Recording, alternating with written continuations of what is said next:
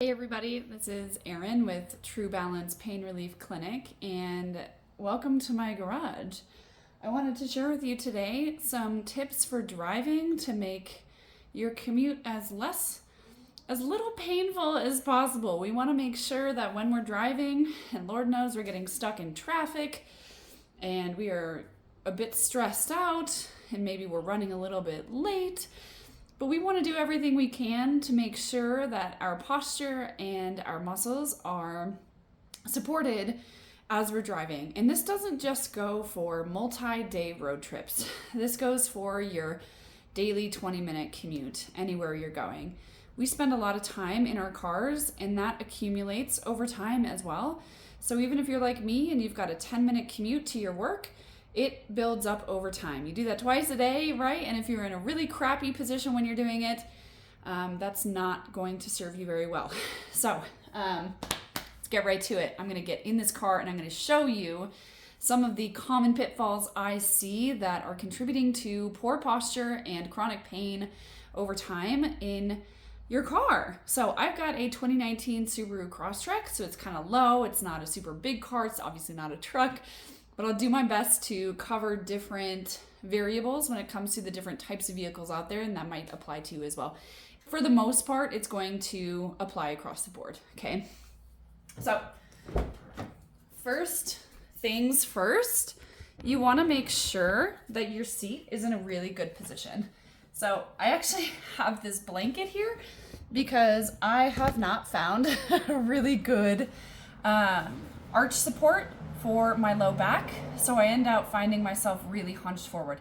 This is the main issue I see when it comes to car seat imbalances or issues, right? Like that's really that can be very challenging. So I just use, and I'm sure there are great affordable lumbar supports out there that are better than an airplane blanket, but this is better than nothing, right? So, and for people with very long hair, I clip my hair up like this, and this definitely does force my head forward a little bit more than I would prefer, instead of being like a little bit more back. So the lumbar support also helps with that, where it gives me a bit more space to just be super upright. You can see the difference in my upper back instead of being here, right? So that's number one. And if you do find that you need a little bit of lumbar support, I do recommend finding an actual lumbar support off of Amazon or wherever. And those are more specifically designed. This is lumpy, inconsistent, and not ideal, but I'm working with what I got, okay? So next thing, especially if you are a long-legged human, you wanna make sure that you are not having to lift your leg up too high. You're not already super scrunched up in that neutral position when you're in your car. And that's all going to depend on two things. That's going to depend on the height of your steering wheel, right? Which you should be able to adjust. I don't think that's going to work for me, but you should be able to adjust your steering wheel height. And that can make a very big difference.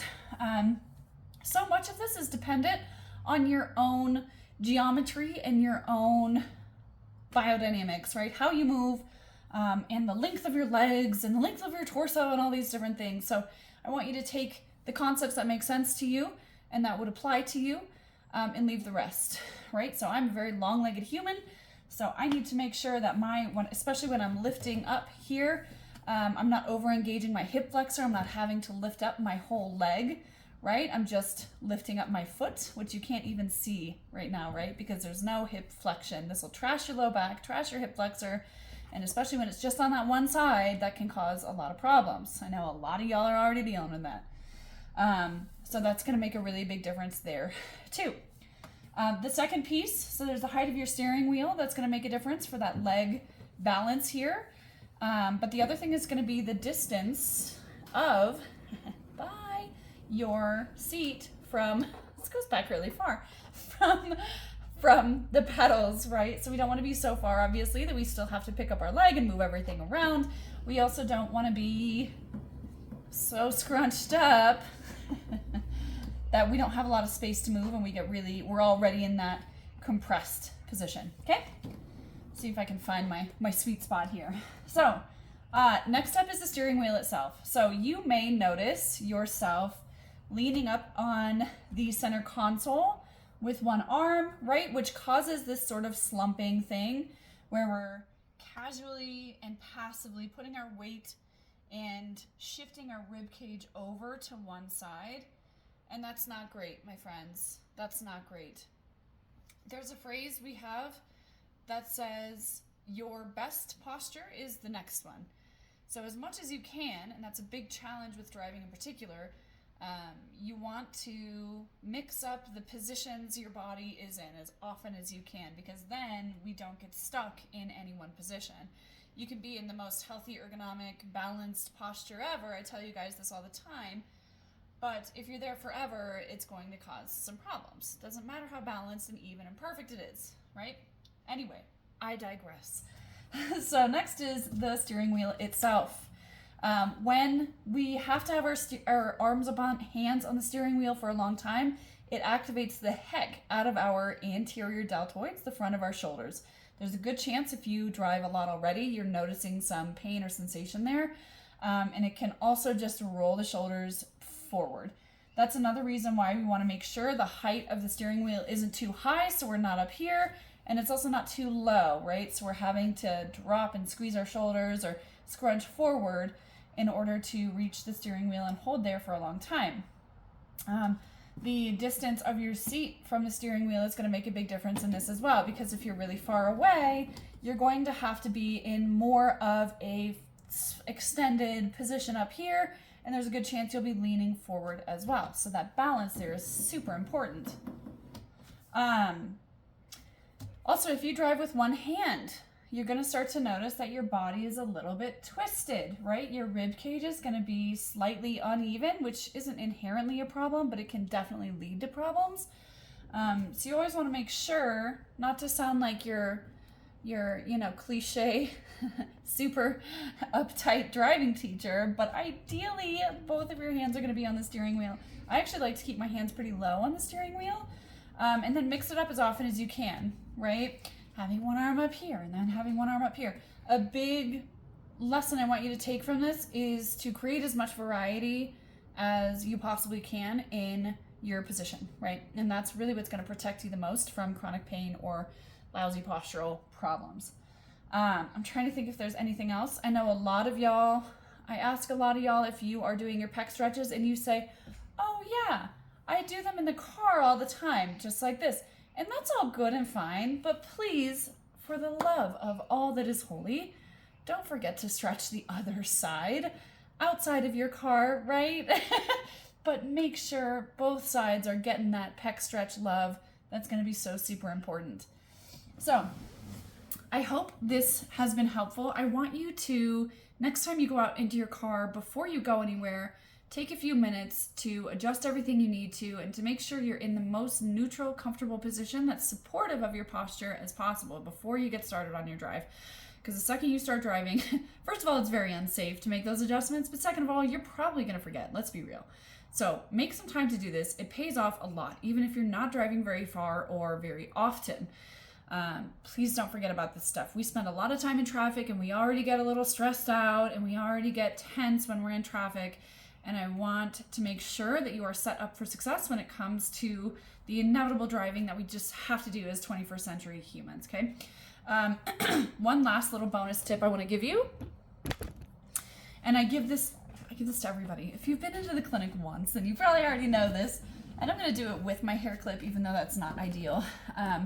But if you're experiencing some neck tension, whether that's in the front, the back, the sides, wherever, a great thing to do in the car is your chin tucks, right?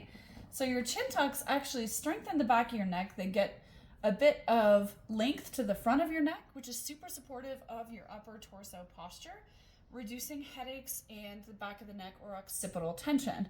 So as you're doing the chin tucks, there's a couple things I want you to be aware of. First and foremost, I always recommend doing this in the car because you have the tactile feedback of the car headrest behind you.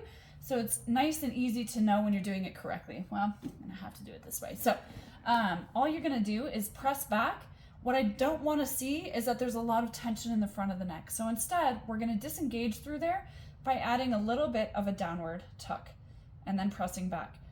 Now, if you're pressing back so hard that your rib cage is moving forward, you don't need it that much, right? These are small muscles we're working with, and it's not about becoming like the beefiest posterior neck human in the whole world. Really what it's about is creating the activation and just a subtle amount of strength to disengage the front of the neck, relax all of that, and then start to get some healthy tension in the back. So don't feel like you have to press and then keep your head there forever, or even during your entire commute. And don't feel like you have to press so super hard that feels like you're gonna give yourself a headache with the pressure, right? Not necessary. So as you're doing that, you're adding a little bit of that tuck and you're pressing back, almost like your suboccipitals in the back are like trying to reach towards the back of the front of the headrest, right? There's a good chance you'll be able to feel this in your upper back, and that's money. That's exactly what you want, okay? Now, of course, if it hurts or it's getting in the way of driving, please stop or only do it at stoplights, etc. Be safe, don't be dumb, thank you. And one reason I really love this too is that you can still maintain healthy movement in your neck and you can still drive safely while you're engaged in this healthy position. Most of us drive way up here, right? And we're kind of slumped over and we're like, our head is super far forward. Look around. Next time you're driving and you see people stopped at stoplights with you, take a look around. Either people are on their phone and they're right here with that tilt and that rotation and they're scrunched up, or they're just like here, right? Or here. It's real bad. Take a look. You'll never be able to unsee it. So my friends, that's what I have for you today. I hope this is helpful. Please use this stuff when you are driving. And try to remember to breathe. Maybe I'll make another video about reducing stress when you are stuck in traffic, because that can contribute so much to shortened breathing and more of that stress response and even more inflammation and postural problems that we're not even super aware of while we're driving. But in the meantime, use these tips. Let me know at your next session if there's something in here that feels a little funky, or if there's one technique in particular that you absolutely love. Can't wait to see you for your next session. I've got a few spots open this week, so I hope you snatch them up, and I hope you have a wonderful Monday. See you next time.